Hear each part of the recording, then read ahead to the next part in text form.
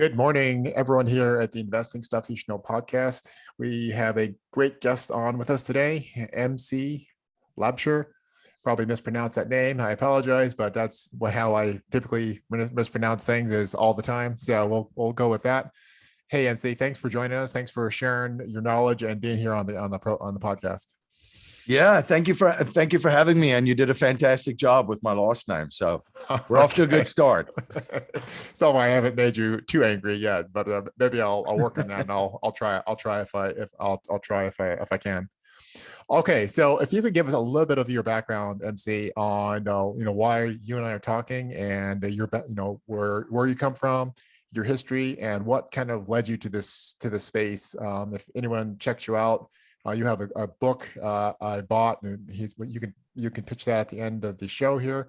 But you're into all kinds of awesome things of mindset and raising finding cash or capital, getting financial independence. Being very savvy out there, being very entrepreneur. So all those things are really the things we like to talk about here on the Investing Stuff You Should Know podcast. So give us a few paragraphs about your background. Yeah, I'm originally from South Africa, so I came to the US. 21 years ago. So in 2001, backpack, suitcase, $500, a sense of humor and a sense of adventure. I just started traveling, after university. And, I grew up in South Africa during a very interesting time in the country's history too, which obviously shapes a lot of who you are. So one of the things is I'm always questioning everything, and I don't take anything at face value. I do my own research. I look into things and I kind of break it apart, even my own hypothesis, and see where all the blind spots are and so forth. So it really helped me going through quite a turbulent time of great change, time of disruption, and a time essentially of chaos as a young man. Are you referring to that time back in South Africa there, MC? Yeah, so I was in high school when Nelson Mandela was released from prison. Yeah, that's an incredible, momentous time. Yeah, so we essentially went from one form of government to another form of government. Everything changed. I mean, so which, as I said, it was a gift as a young man to go through that, because right now, where there's a lot of uncertainty, there's a lot of change. There's a lot of disruption going on and chaos in the world as it is. I'm like, man, this is my safe space. I love this. I already went through this 30 years ago. I'm built for this time because I embrace the feeling of not being comfortable. That's my happy place. That's so good, man. That's so good that you actually relish that. Like, hey, bring it on. I'm sure it was there was a lot of uncertainty, and it was a dark time, and like you said, a place of turbulence inside your body and out. You didn't know what was going on. Obviously, a young person, you don't have the experience to draw on, but now you've been through it. You've shown yourself to have the resiliency and the fact that you probably thrive in that space. And now in this current time, just like you said, there's lots of that going on all over in the US and beyond. And again, you're like, hey, I've been here before. This is something I know how to address. Yeah, absolutely. And like I said, I felt like, man, this is probably one of the most interesting times to be alive on the spinning ball of dirt ever. We have once in generational events happening, and they will continue to happen. The fun's only about to get started. I mean, I relish the changes that are coming, the disruptions, the chaos. If you think it's chaotic now, just hold on to your seat, folks. You're in for a wild ride for the next couple of years. But yeah, when I came to the States, I actually I was just blown away about the opportunity that exists in this country. I don't think people understand that. People here that are born here, you literally won a lottery ticket. The opportunity that I saw was like, there's no place in the world where there's upward mobility that is basically unlimited like it is here. And that's why you have so many, rags to riches stories. Pick your favorite one. There's so many of them.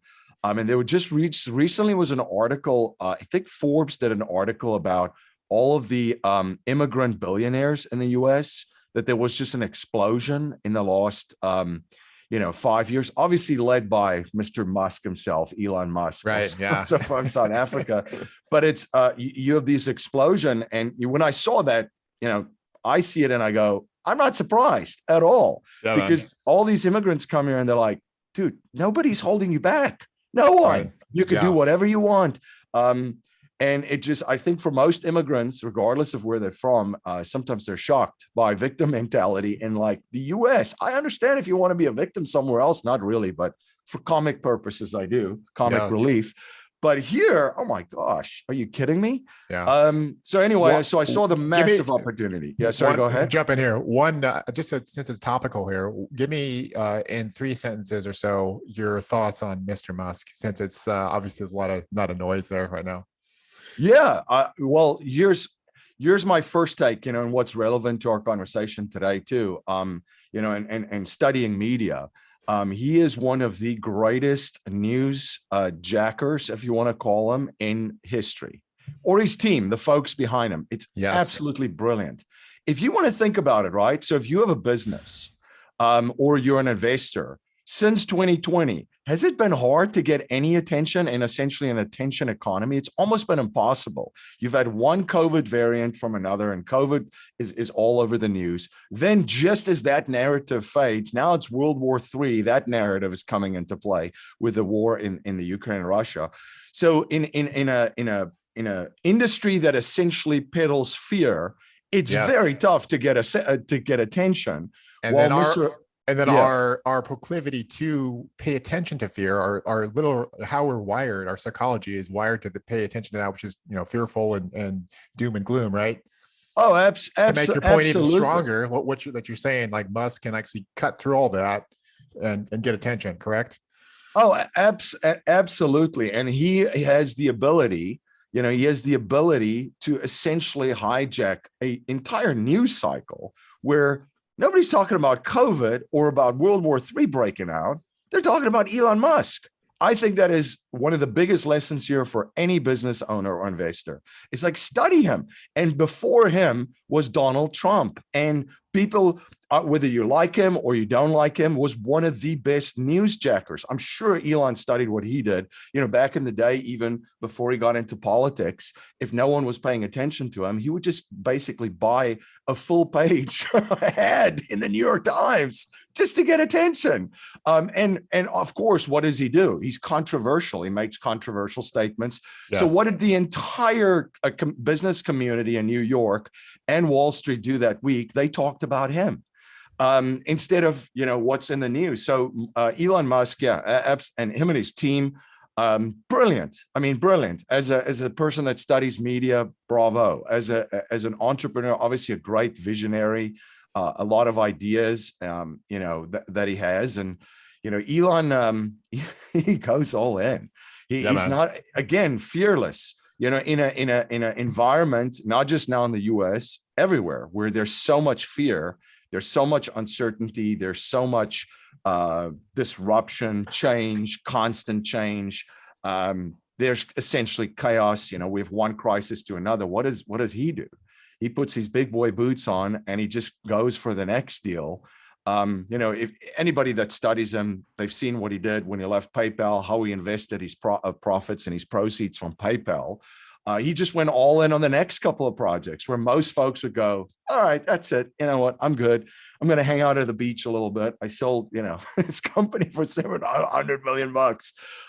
Very driven person, very, very visionary. But I have to say, I think what's relevant today, the big lesson here that you can learn from him and study folks that are doing similar things like he does is his ability to insert himself into the news. Yeah. That's so valuable, man. So valuable. And then basically you're just to distill that, your insight there, which is brilliant, is hey, people, listen up. You don't have to love him, think he's some kind of god or the worst person in the world.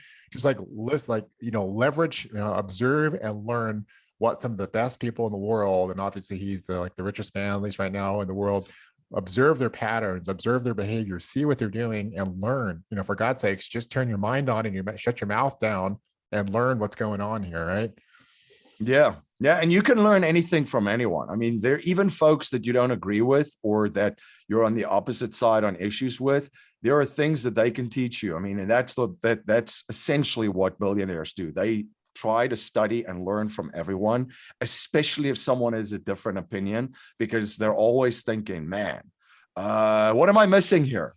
Am I missing something? Is there a blind spot? And if you listen to interviews of the big players right now, especially in the investing world too, that's essentially what they keep talking about. You know, Ray Dalio, for example, I was just listening to an interview that he recently did.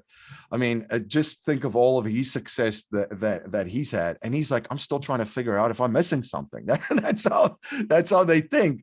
They don't think that they know it all at all. They're always thinking, what is it that I'm not seeing, that I'm missing? Is there a blind spot? Like, is there a different twist to this? Is there something that's going to come back and bite me because I took this, this position? So it's interesting stuff, but yeah, there's a lot to learn there. And then, as I've been in the US now for about 20 years, yes. And obviously, I went down my investing journey reading Rich Dad Poor Dad, Robert Kiyosaki's book, best-selling personal finance book of all time. And I took action. I just bought my first property in 2001.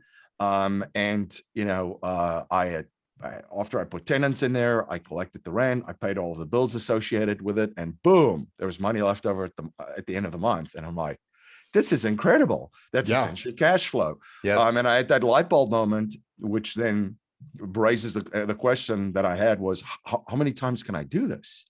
And then people said, well, as many times as you can. I'm like, are you kidding me right now? Of course I'm going to try and do that.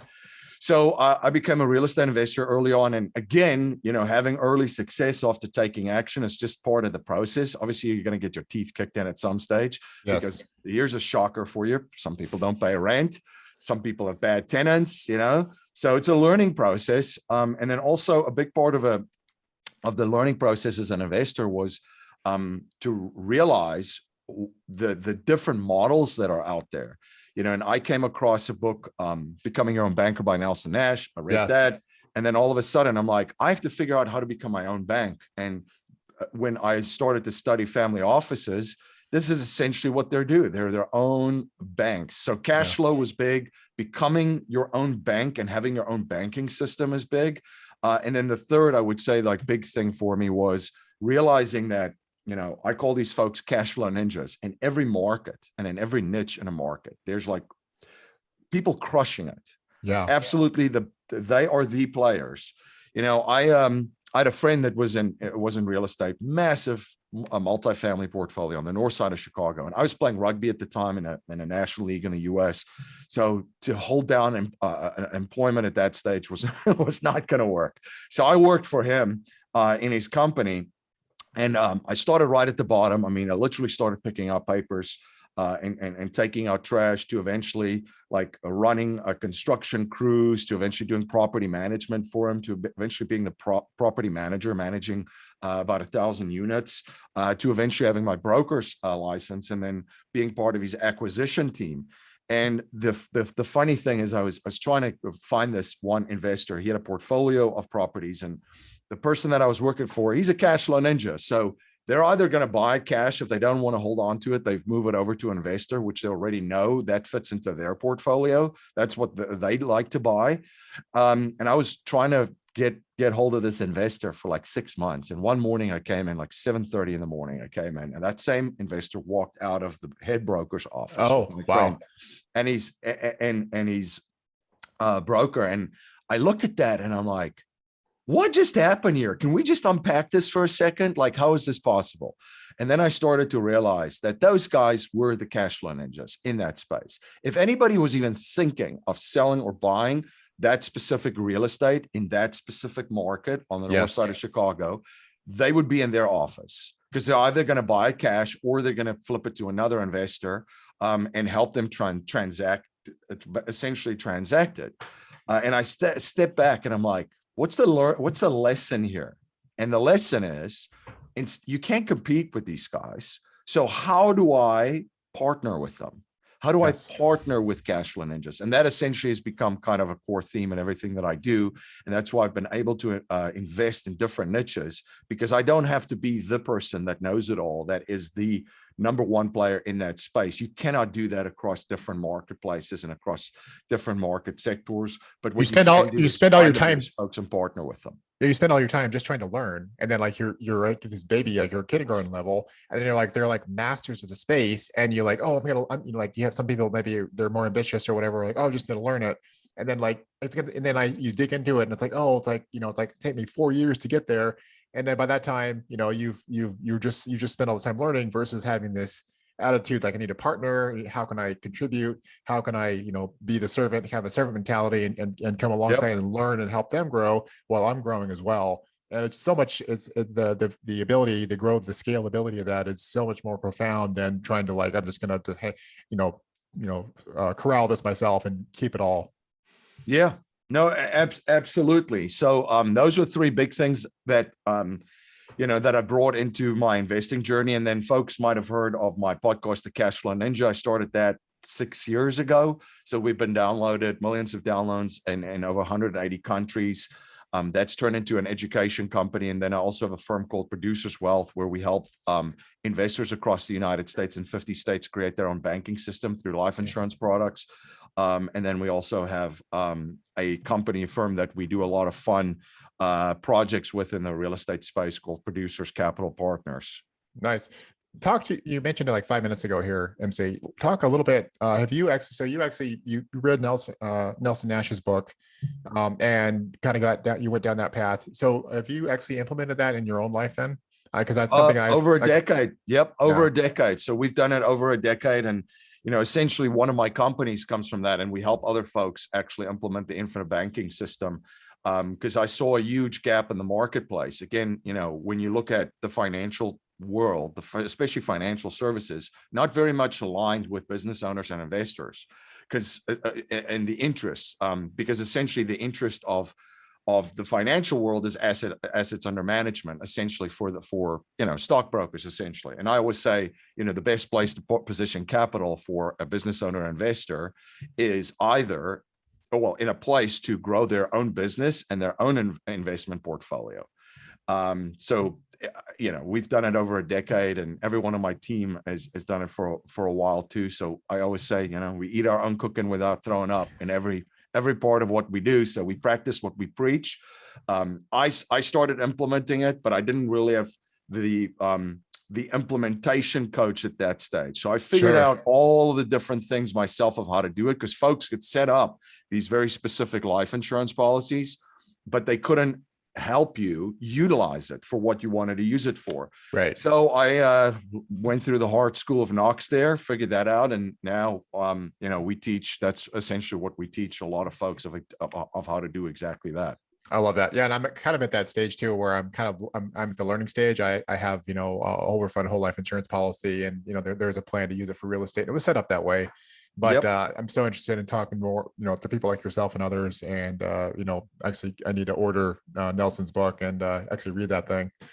So pivoting from all that. So that's really exciting stuff. All this, you just, I don't know, just so that your creativity and your drive to just kind of like, you know, all these really kind of around the financial space, you know, self-sufficiency, financial independence, and letting people live their best life, and, you know, taking control of that. Pivoting a little bit towards our own, you know, this some of the focus of this podcast, which all these things are foundational to that idea, and they probably wouldn't even be listening to this unless that was some of those had some of those things in their background. What are some things that you have seen in your life, and some tips to give to the audience on either capital raising, or where to find capital, or how to connect with those people? So let's talk about that for a little bit here. Yeah, absolutely. There's essentially the framework that I've put together that I've seen just by interviewing the best minds in business and investing, you know, and even before my podcast 6 years ago, I always had these conversations with folks too. I mean, since 2001, essentially. So for 20 years, I've seen the same framework that's available in all of these Cashflow Ninjas, as I call them. They all have it, the exact framework. Essentially, they know how to create capital and cash, so they make money. They make it within their businesses. Most of them. There are some folks that are high income earners in the capacity of an employee. Or there's some folks that are just, entrepreneurial and investors. Everybody makes their money somehow. Then the second part of that is the capital positioning of it. And I call that capital and cash capture. Where do you put it to be as efficient as possible to deploy into the third step, which is cash flow creation? So after you position it somewhere, you leverage it to create cash flow in investments. And then there's also a bucket for capital and cash growth. And then you protect everything through proper asset protection, tax planning and estate planning. So that's essentially the framework. You have to make it, you have to position it somewhere, you deploy it into two different buckets, whether for cash flow or growth, and then you have to protect everything of this. So when it comes to capital raising and it comes to investors figuring out where they have money, the conversation then becomes, okay, let's look at capital positioning. And this might be, if you're trying to build wealth, this could trigger some ideas for you of how to more efficiently position capital that you're generating, whether as a business owner, investor, or in the capacity of an employee. And when you're raising capital, this might be great conversations to have with investors. And I've shared this exact conversation on several opportunities that I did a keynote speaking at some real estate conferences. And I always had folks reaching out afterwards saying, man, I didn't realize I had X, Y, and Z year that I could use to acquire more real estate. Well, that's really valuable and that's really exciting. But yes, yeah, that's really cool.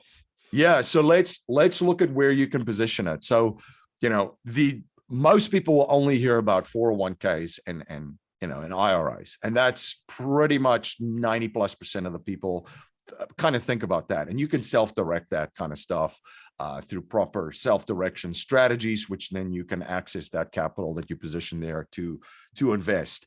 But there are other areas. So the first part, if you're looking for capital, if you're a business owner, so a lot of business owners invest money in their business, as I'm saying.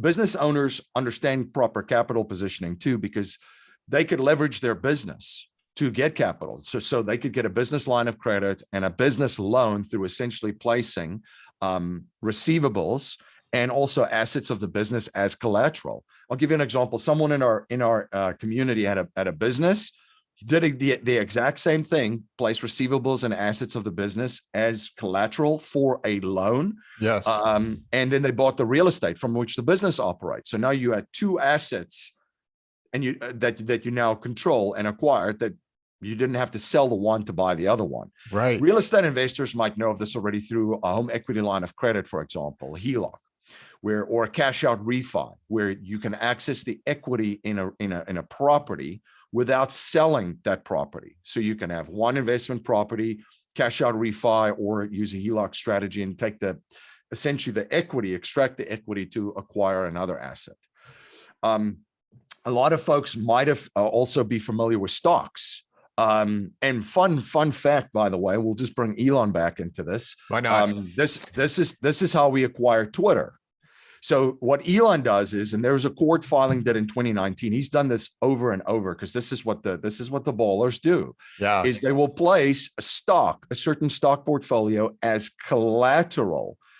So asset-based lending is what it's called, at a very low interest rate. So let's just say Elon placed Tesla shares as collateral for a loan, which he then used to invest other places. This is how he bought Twitter just now. He used Tesla. A big portion of it, of the funding and the money, came from placing Tesla shares as collateral for cash, a loan, which he then used to acquire Twitter.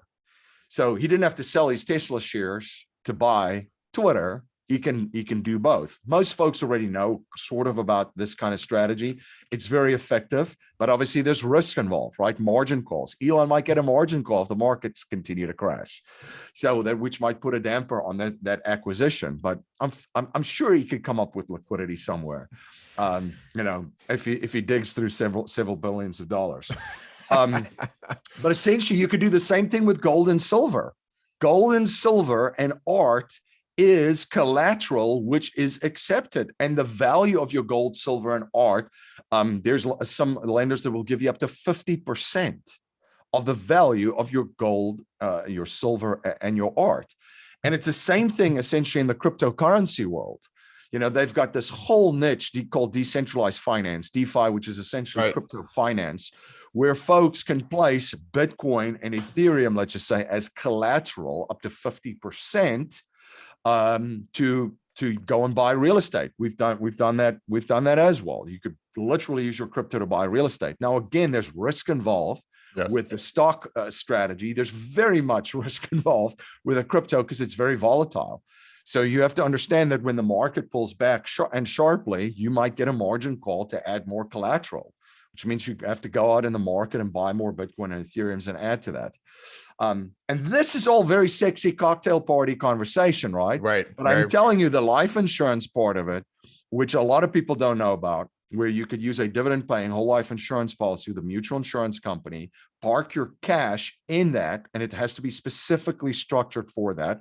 So most, how these are structured is very different from the policies that Dave Ramsey hates. By the way, I agree with Dave on 99% of all of his ranting on that. There's, however, the 1%, which is pretty big, where he doesn't tell his audience that, hey, this is how the rich buy life insurance. Yes. That one little small detail he left out. Yeah. But anyway, the rich buy life insurance. The 1% he leaves out is about the 1% of out there doing the big deals, right? Exactly. The 1% is about the 1%er. So yeah, 70% of your premiums should go straight towards your cash value, and you could essentially establish a line of credit secured by the cash value in your life insurance policy. Now, why do I love this strategy? I love all the other strategies that I've just shared with you too. This one, you could get up to 90, and in some cases, 95% of the value of your cash value as a credit line, compared to 50% of the gold, silver, and art, 50% of the crypto, 50% of the stocks. Which is subject to, like you said, subject to market volatility. Like you said, exactly. There's none of that. So the principal's guaranteed, the growth's guaranteed, the dividends are tax-free, not guaranteed, but some of them have paid them since the mid 1800s, pre-Civil War time. So it's a pretty good track record. And I would argue. And then it's all tax-free. And then you can access it tax-free, by the way, through the loan. That's why Elon doesn't sell his Tesla shares, and he borrows against it to go buy Twitter, because otherwise he would get hit with a huge tax bill on that. Right. Same thing with the life insurance. And then, of course, the life insurance has many different other things. The money that's in there is tax-free. So essentially you can convert that into a quote unquote private pension, which is a different stream of income. There's a death benefit and so forth. Now, if you look at all these areas, if you raise capital or you're just looking for a place to find money, there might be an area that I just mentioned that you weren't aware of that you could leverage. The life insurance example, there was a man that came up to me after one of these exact same conversations, and he said he's got over $1 million in cash value between him and his wife policies, but no one ever told him that they could buy real estate with it. Amazing. Yeah, and then there's a lot of folks. I bet his mind was blown. And just like, it's like only because I bet when he was sitting there in the audience, he's just like, his mind was blown. Like, I never conjured up this at all. He was probably so impressed. Yeah. So if you think about it, if you're raising capital, these are conversations to have. Everybody just leads with the 401k, IRA, self-directed kind of conversation. And yeah, there's probably a lot of folks that find out that, hey, I can self-direct my retirement funds and invest in some of these projects that you're offering. But if you have this conversation too, I mean, this could be a game changer, especially in a high net worth circle that you're operating in, because I always said, like, high net worth individuals up until a certain level are some of the most underserved people when it comes to financial advice in the United States. So they might have never even heard of this because it doesn't serve necessarily the folks that are helping them with their finances. I mean, they don't make money from any of this, right? So that's why they haven't heard about it before. So anyway, so those are just, those are just some ways to think about different places that, A, you might have capital that you could use better, or your investors, and B, in planning in the future, look at putting your money in places where it does more than one thing for you. Inflation is crazy, folks. It's crazy. It's not 8.5% or even 9%, as they're telling you. John William from Shadow Stats, that calculates inflation how it used to be, said it's closer to 16 to 17%. And by the way, Congress just gave all of their staffers and their lawyers and everyone a raise of 21%. So it's probably closer to that than anything else. Yeah. So gone are the days where you can position your money just to do one thing right at a time. It has to be doing multiple jobs for you. Yeah. And in most cases, it has to play a defensive role, and that you can leverage to play an offensive role with a lot of the vehicles that I just shared. Yeah, it's almost at the point, Mimsy, where you're just simply trying to, mitigate the losses on multiple fronts, right? So if you're at a cash, you're with a insurance policy that's, had a guaranteed return of 5%. Okay, well, it's not as bad as zero sitting in a bank or 0.5% or less, and then deploying that further. So I mean, you're literally just trying to play a catch-up game of trying to beat or match inflation. You'd be really lucky if you're actually making something beyond that. But so that's where a lot of investors are sitting. You can see some desperation and people trying to place capital out there. If you can actually have somewhere to put it, because there's lots of dollars chasing yield out there, and it's just chasing down those yield rates from what I've seen. Yeah, and you still need cash. That's the thing. You still need cash. So the question becomes, where are you gonna put it? And people say, why do you need cash? And we've all heard this. Cash is trash. It's losing its value. Yes, it is.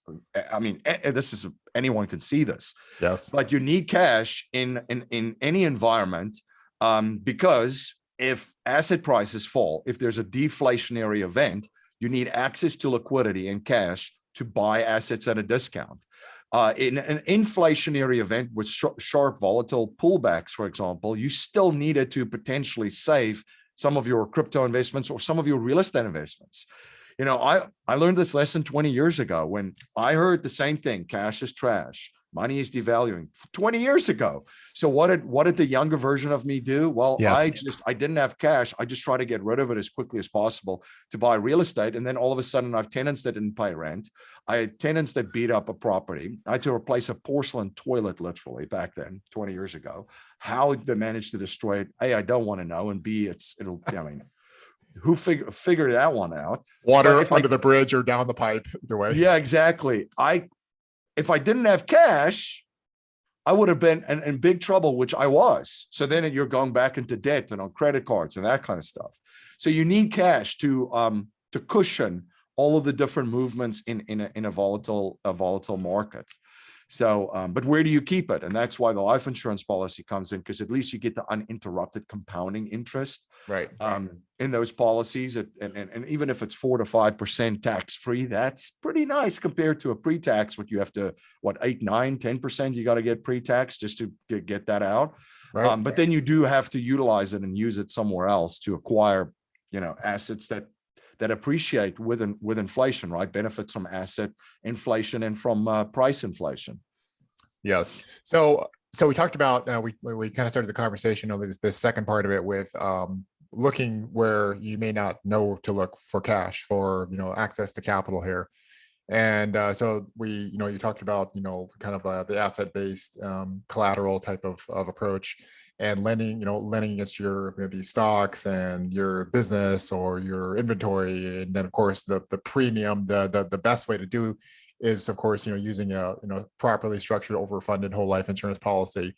Do we have any other places to look for capital that's maybe trapped, or we just don't know where to look? That is also enticing for, again, I think a lot of people are looking, if you're trying to maybe raise capital or get in front of that capital, we're looking for some of the larger, maybe a larger pile, or, something that's, that would be, worth your time to get into. Any more ideas there, or other things you've seen? Yeah, so I have a couple of friends that work in family offices. So this one friend of mine invited me in the one day. And family offices, for folks that are not familiar with them, these are like private wealth management firms for specific families. So usually if a family is over $100 million in net worth, they have a team managing their wealth for them. It's just not independent advisors, because if your legal guy doesn't talk to your CPA and your CPA doesn't talk to your insurance person, and they're not all on the same, basically on the same page, that error or that lack of miscommunication or different philosophy comes with a cost of a lot of zeros behind it. So they're all under one roof. So it was pretty interesting to see that the biggest area that they focus on is taxes. Amazing. I mean, a ton of CPAs, because I was in there. All right, show me the goodies, pull back the curtain, show me this. And it was a lot of CPAs and folks working. And he said to me, he said, MC, think about it this way. If we manage to save this family 20% in taxes, there's no return in the marketplace that could beat that. None. Compounded over 5 years, 10 years, 15, 20, several generations. There's just no return out there. So you need a very, very strong tax strategy. I'm not a CPA. I don't have a CPA firm. I don't play one on YouTube or any other podcast platform. But the importance of this, I mean, this could be a game changer for you. So that's the advice that I would tell folks. There's the different, the tactics, there's different tactics that you can do, and we've shared a lot of those different tactics of what you can do, but you need an overall strategy with the tactics inside of them to essentially legally reduce your taxes as much as you can. So the overarching philosophy is the more valuable things you do in a more valuable capacity, the less taxes you're going to pay. So if you're a business owner, not necessarily just working in your business, but on your business and have a team, you're going to pay less and less and less taxes that way.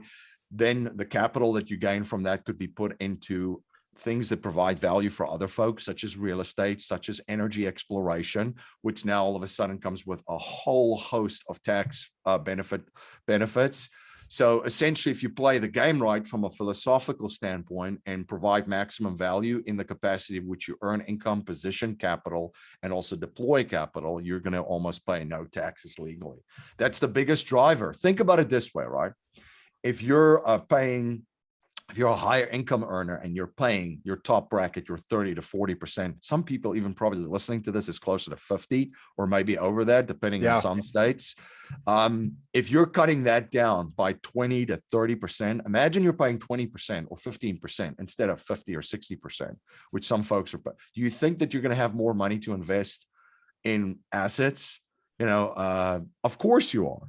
So that would be the primary focus that I would do, is if you don't have a person that's playing at a high level tax wise, that would be step number one. And it's not an expense, by the way. If you're paying them, that is not an expense. That is an investment. And it's an investment that's going to pay over and over and over. And I'm telling you that moving forward this is going to be the number one driver, because if you're just working with someone saying that's telling you just max out your qualified retirement plan, and that's your tax plan, that's your strategy, you're going to get hosed. And itemize. We're going to itemize too. Yeah, you're going to get hosed in the coming years.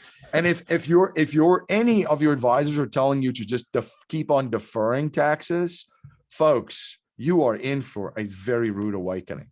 And it's not even in the future. It's not 20 to 30 years from now. It's 5-10 years from now. So it's you definitely don't want to defer taxes until a later time. You want to figure out how you can legally reduce your taxes now and have control over how much you pay and when you pay. That is $1 million advice there, MC. When did make this personal for you? When did you finally realize, or maybe, and that's actually something I kind of struggling with myself, is when do you actually go whole hog? Because I've talked to some very expensive, wealth managers and tax advisors, and I'm like, that's a little bit kind of rich for my blood right now. I know you guys have amazing strategies. I literally can't afford that. When did that transition happen for you? I know you saw it. I know you're a smart guy. You saw that this is what I should do, asset protection, all these things. You finally got in touch with the right person at the right time with the right strategy that aligned with where you were in your business and your own personal journey. When did all that click for you? Yeah, I would say that came when I looked at this and I'm like, I can't afford not to do this. Sure. And I planned for it. So all we tell a lot of folks is, when you're just getting started, 10% should be swept off right at the top, put away. You're not touching that. You're paying yourself first in your business and in your personal economy. And then the second part shouldn't even be for an investment bucket. It should be for an advisors and a team a bucket, and I started with, essentially 20% that I sweep and put aside for that. And that is for advisors. That is for investing in myself, going to different conferences. And that's the other thing too. You cannot just make this that your tax advisor's job. I go to tax conferences. I do tax courses and trainings, not because I want to be a CPA ever, not because I ever want to do my own taxes or do anything, but because I know what's going on within the code. I can ask proper questions, and I have great conversations with my advisors. Yeah. So I would say, when you're looking at from an advisor standpoint, look at it as an investment, and it should be paying yourself first in your business. Then it should be that would be the investment, because that's going to free up so much capital. And if it's on the legal side too, it's going to protect capital. And then we're looking at the bucket that actually funds all of these cash flow investments and growth buckets. Because if you do it the other way around, you're going to be like, man, I would have had so much more money to invest if I did this and started this sooner. So, yeah, that's kind of just how I look at it. Dude, that's awesome. That's good feedback, man. That's so good, and I'm like, I don't think, and obviously part of the podcast is me talking to smart people like you and getting educated myself, learning, like growing and learning. So I'll reconsider that. I don't think I'm too far off, but just like my current cash situation, like I'm, looking at all these different things going on, and like, I know that's what I should be doing. It's like, it's going to be a little difficult right now, but I love that you articulating how you approach it, how you think about it, and how the best way of doing that is. So that's, that's very obviously incredibly helpful. Yep.